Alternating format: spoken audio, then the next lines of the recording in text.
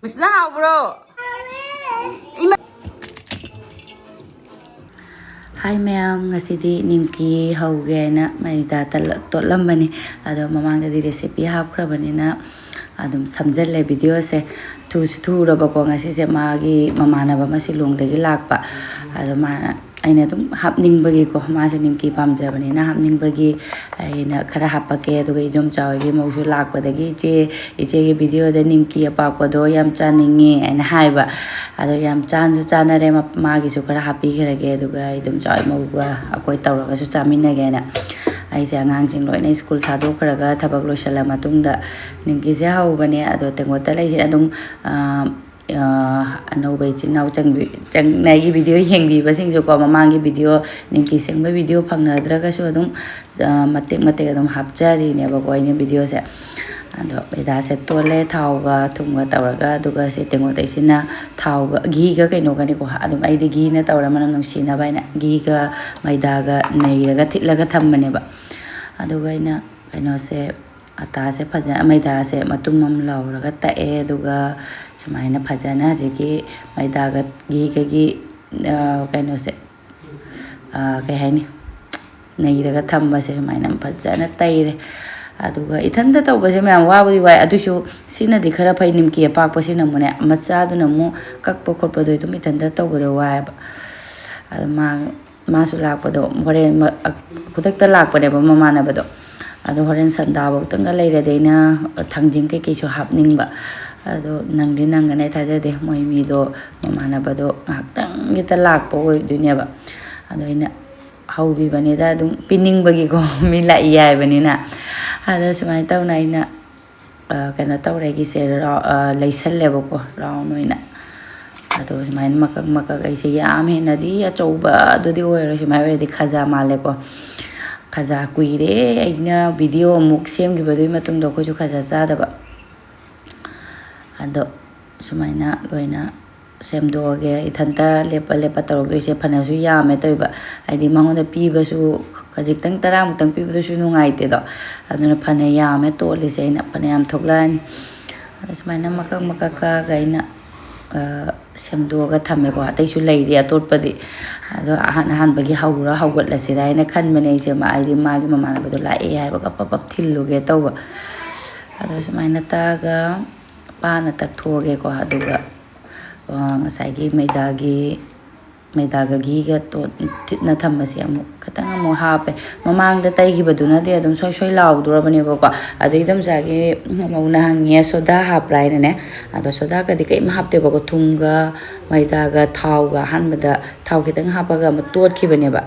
ising normal ising na tawraga aduga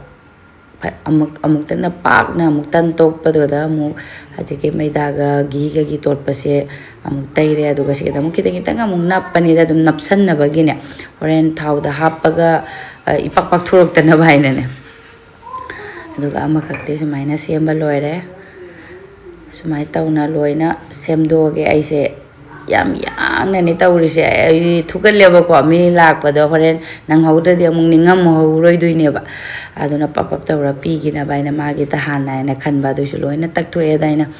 aina pongphat lak ta na baina ko ko gi pongphat lak po do taw da na baina pho ka manai ni mai chak long na thin man loi sem to e phana yam em yang kai muk thok to ri ba kai no phana yam e masing budi thi ru de da ado khude mate gam na kupsal la tham mane ko gi magi di nusit la di ikang bado dry ocean gira ne ko ado thau se kabo khara sarak ko matam se da hapsal leina magi ta khara nang na bagi aina oren akoi le hoba ko gi ko nang da dum cha hawra su kai de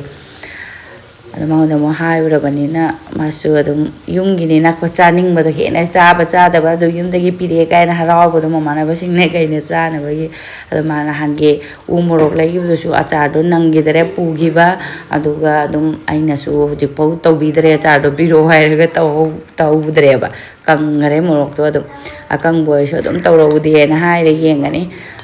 hayeng gum ba ga tawsala ngasi din nang dare bagi magi machan jing do wat la bane adunum ki se ma ngai na da phana di yam na haujalle ai se aduga magi phone laksalaina video calling de yengan bani ma mapanda mi leire prap hapo tin yotle ai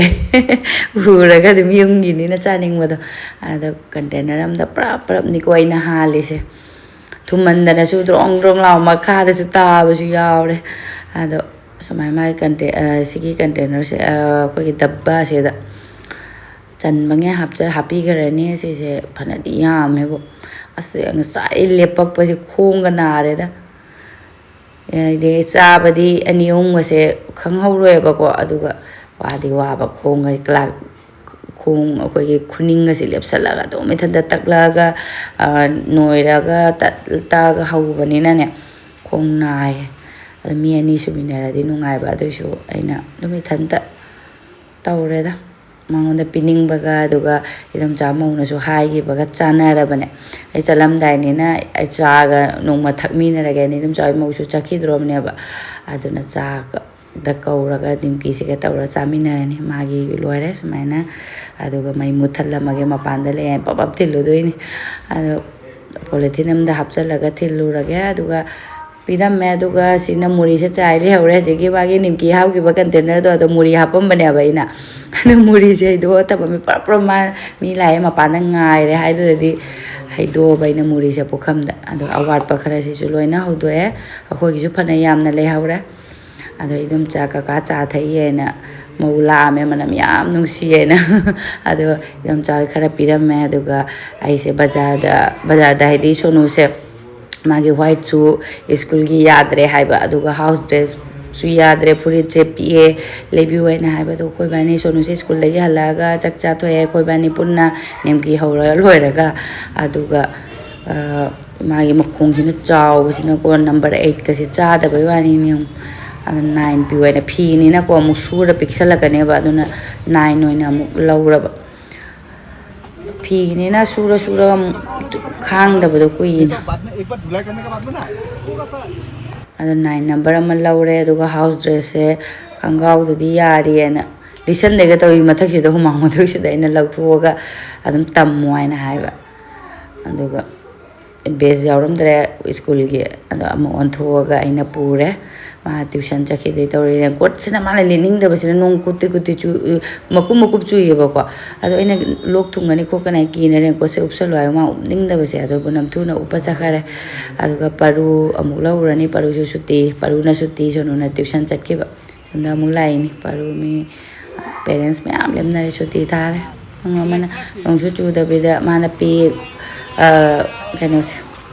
akhoi na mupi hai bani na ko de manipur rom gi ai chinau sing na mupi hai di kai noi dum hanga ka ne khoi di pe ta hai umbrella hai ga de pu soi ro upchening ma se khoi paruna ana imda hale ma lau paru pura ga du gai so alu tomato khara laure paru chakchari ru mai tharaga yeru mama boil tawra hapani asna re kala khong se am nga pothar matungda aduga sandata sale ma'am aduga cha lon mane na ko idum cha moga aine koi tawna cha thaksi aina idum cha di kauba idum cha nga sai cha ra bane yare hai gre adu idum cha ai di sangom cha su thakta ba idum cha di bisna su cha thake se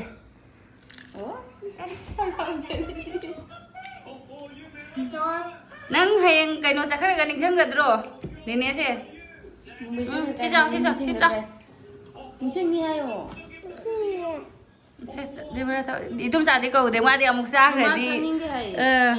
ade amuk cha khra ba muk thak khadi idum cha ke kaino taw gan de cha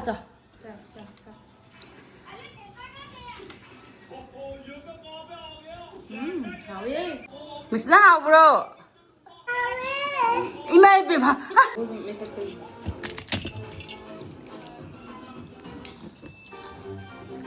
sono tuition de hala mai sai phure to mulil laga yeng mana phure ja kara botok law litning ja re ben aga good morning maya nongalaga mai blog se ngarang dang di adu mangang lai tak po ko ga loisan gare adu ga je mo morning school chalam dai gi pija pithak gi amuk tiffin gi chara wan gare ko sono adu ga sina tiffin gi amuk ne idli haptamda murakte idli se aina moigi tiffin da hapibako ado ngasi se idli oina hapirage na idli seme moidi yam pame idli se aduga yubiga badamga koi leba khawai haibra adugi badamga tawraga chutney ama seme sambar de nangaroibako aduna kaino amaga chutney jo na semjal hawida yubigi chutney si so si yubi se kuina leigiba yubi ni mamangi seirawbagi yubi ni sadana leigiba yubi adu ngasi di chutney oina semjal aduga idli na mina khut yamna koiba manbako aduga nongmangmangda mana thatlaga thambanina ne adu asini hena thuba ayuki chak khara kame ngarang thangda ina yerum thongbane adu yerum doina thongba hijang li hauramina ko chak ta kamaga sanu hijang duga chagre duga idli si so ani khak amde taste tawkhre masu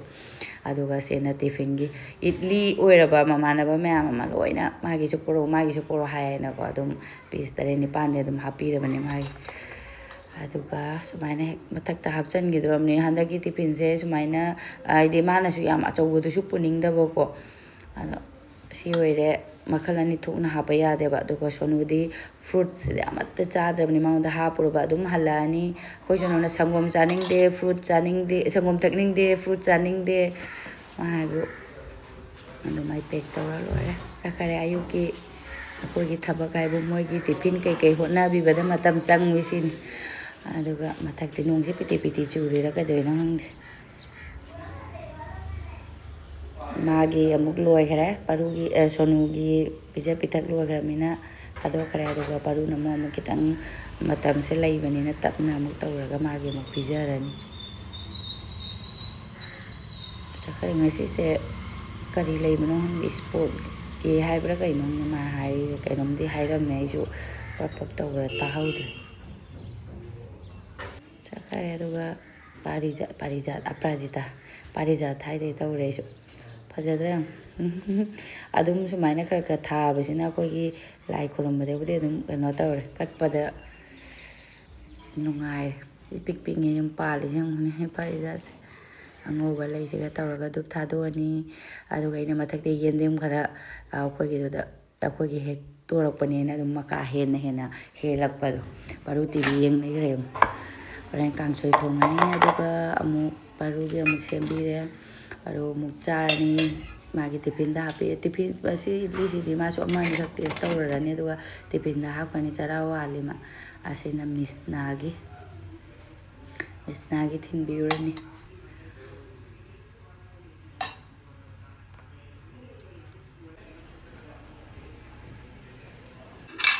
mayam punamakki loisalabani ai amuk ingna ai hobe akogi chabado nungaiteba aidi loiraga ingna chaga thakpado asini yam haurise ado aisu yamna chaba ngamdeda amagumba ani hele habda ani gumba idi yam chaba ngamdeba idli se aduga chadi watpa yade aigi thakpa loiraga amuk parugi amuk yombire idli ahum khakka aduga madi fast break ka short break da fruit oina chajani parudi adum pigiba purmang nungai madi tiffin se nongmagi adum chathoga adum laiyeba sonutani kana chaningura charakpa chabudi charayengne masu adu hana pinge de chadabana namyaba yumda halaga aini inbiba sena paru hoje lotion ba loire mathantani ne auju mathanta khangu paga senga meles ki doiredi les yaw khangu doiredi ko ma kaino phaba ngamdeba ko asi mathanta ga upchare harauje misna ngaile misna ja han bani mitade ina paru se thinba matanda ma kappam yaba ko ma su chatle duga angang ne lambi lamgang de ware na haibado aisu moi ani makuba ngamdeba ma pammaga mo sonu paru mu sambado lambi da kaino tawmani ne bai tro ma misna gari kan manina gari chen manina ne ado an nongmani ni pubidra mena misna je mo haidre hoji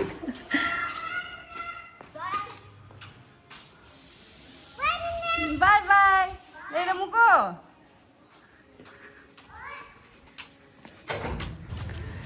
ga mamangda mama oibina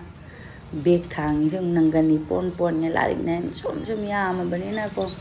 ꯃꯃꯥꯁꯤꯡꯅ ꯊꯤꯟꯕꯤꯗ꯭ꯔꯗꯤ ꯎꯄꯥꯏ ꯂꯩꯇꯦ ꯅꯪꯒꯟꯒ ꯀꯣꯟꯒꯅꯤ ꯕꯦꯒꯁꯤꯡꯁꯦ ꯑꯩꯈꯣꯏꯅ ꯍꯥꯟꯅ school ꯀꯥꯔꯝꯕꯅ ꯕꯦꯒꯀꯁꯦ ꯌꯥꯝꯗꯦꯀꯣ ꯂꯥꯏꯔꯤꯛꯀ ꯌꯥꯝꯗꯦꯕ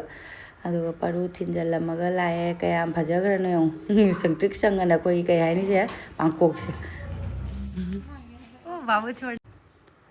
ꯂꯣꯏꯔꯦ ꯄꯔꯨꯁꯨ ꯊꯤꯟꯕ ꯂꯣꯏꯔꯕꯅꯤꯅ ꯍꯧꯖꯤꯛ ꯊꯕꯛ ꯂꯣꯏꯔꯦ ꯐꯤ ꯐꯧꯗꯣꯛꯑꯒ ꯄꯣꯊꯥꯕ ꯌꯥꯔꯅꯤ ꯉꯥꯏꯍꯥꯛ ꯐꯝꯃꯒ ꯍꯧꯖꯤꯛ ꯑꯉꯥꯡ ꯑꯅꯤꯒꯤ ꯑꯌꯨꯛꯀꯤ ꯉꯥꯏꯍꯥꯛꯇꯪꯁꯤꯅꯤ ꯀꯣꯛꯀ ꯉꯥꯎꯔꯤꯁꯦ ꯑꯩꯈꯣꯏꯗ ꯃꯤꯁꯅꯥ ꯑꯩꯈꯣꯏ ꯇꯤꯚꯤ ꯌꯥꯕ꯭ꯔꯣ ꯀꯩ ꯊꯥꯎꯋꯦꯕ ꯖꯣꯟꯁꯤꯅꯥ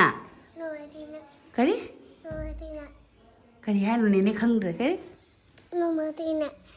ꯃꯤꯁꯅꯥꯁꯦ ꯑꯩꯉꯣꯟꯗ ꯀꯣꯃꯦꯟ ꯇꯧꯔꯛꯄꯅꯤ ꯅꯨꯄꯤ ꯃꯆꯥꯁꯦ ꯈꯅꯥꯏ ꯑꯉꯥꯡ ꯑꯣꯏꯗꯣꯏꯅꯦꯅ ꯑꯩꯒ ꯊꯪꯅꯅ ꯂꯩꯕ ꯏꯗꯣꯝꯆꯥꯁꯤꯒꯤ ꯃꯁꯨ ꯅꯨꯄꯤꯅꯦꯕꯀꯣ ꯑꯗꯣ ꯃꯥ ꯋꯥꯔꯤ ꯁꯥꯟꯅꯕꯗ ꯑꯩꯈꯣꯏ ꯇꯔꯕꯨꯖ ꯈꯥꯏꯔ ꯑꯃꯨꯛ ꯆꯥꯃꯤꯟꯅꯔꯒꯦ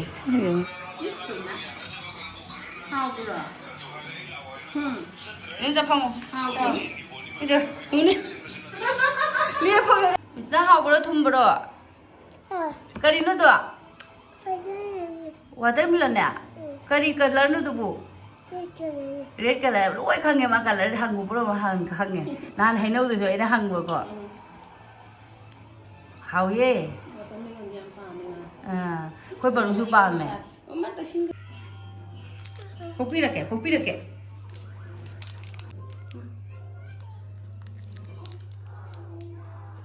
ꯅꯦꯅꯦ ꯆꯥꯛ ꯊꯣꯡꯒꯦꯀꯣ ꯅꯪ ꯇꯤꯚꯤ ꯌꯦꯡꯉꯨ